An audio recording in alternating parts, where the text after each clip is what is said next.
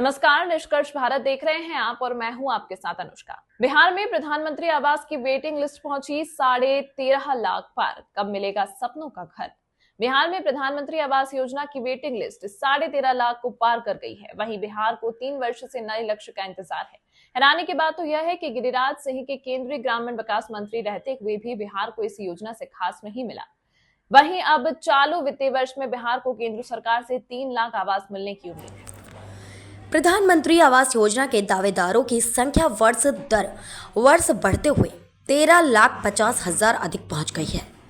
प्रतीक्षा सूची PM Awas Yojana waiting list Bihar बढ़ने के पीछे अहम कारण केंद्र सरकार की ओर से पिछले 3 वित्तीय वर्ष से बिहार को कोई लक्ष्य नहीं मिलना है। इसमें वित्तीय वर्ष 2022-23 एवं 2023-2024 के साथ ही चालू वित्तीय वर्ष यानी 2024-2025 भी सम्मिलित है। यह स्थिति तब जबकि लंबे समय तक केंद्र सरकार में बिहार के ग्रामीण विकास मंत्री गिरिराज सिंह थे। इसके बावजूद केंद्र सरकार बिहार के गरीबों की अनदेखी करता रहा।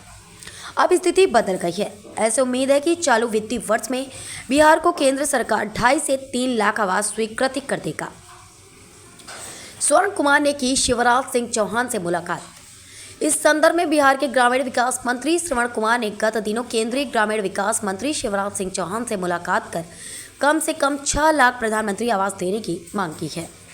वहीं महत्वपूर्ण यह भी है कि बिहार में वित्तीय वर्ष 2018-19 के बाद SC/ST परिवारों का सर्वेक्षण भी नहीं कराया गया है।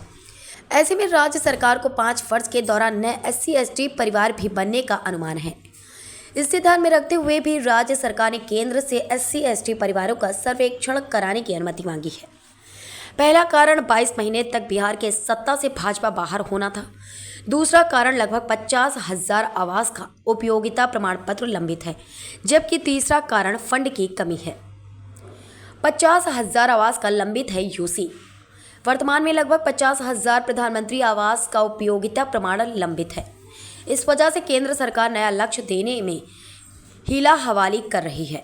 इधर बिहार सरकार के सामने उपयोगिता प्रमाण पत्र भेजने के पीछे परेशानी यह है कि सैकड़ों की संख्या में ऐसे आवंटी जिनका आवास अपूर्ण रह गया है। अब उनके परिवार में कोई उत्तराधिकारी नहीं है। दूसरा कारण यह है कि कुछ लाभार्थी ऐसे हैं जो पहला किस्त लेकर आवास नहीं बनाया, गांव छोड़कर दूसरे प्रदेशों में रोजगार की तलाश गए हुए हैं। तीसरा कारण यह है कि हजारों की संख्या में ऐसे लाभार्थी हैं जो बाढ़ या आपदा प्रभावित हैं। ऐसे लाभार्थियों ने पहली या दूसरी किस्त तक राशि लेने के बाद आवास पूर्ण नहीं किया। अब तीसरी किस्त की राशि देने में पूर्व स्थल पर आवास नहीं है। इस वजह से तय प्राविधान के अनुसार तीसरी किस्त भुगतान में परेशानी हो रही है। खबर हमारी, निष्कर्ष आपका। ऐसे ही तमाम खबरों के लिए देखते रहिए निष्कर्ष भारत।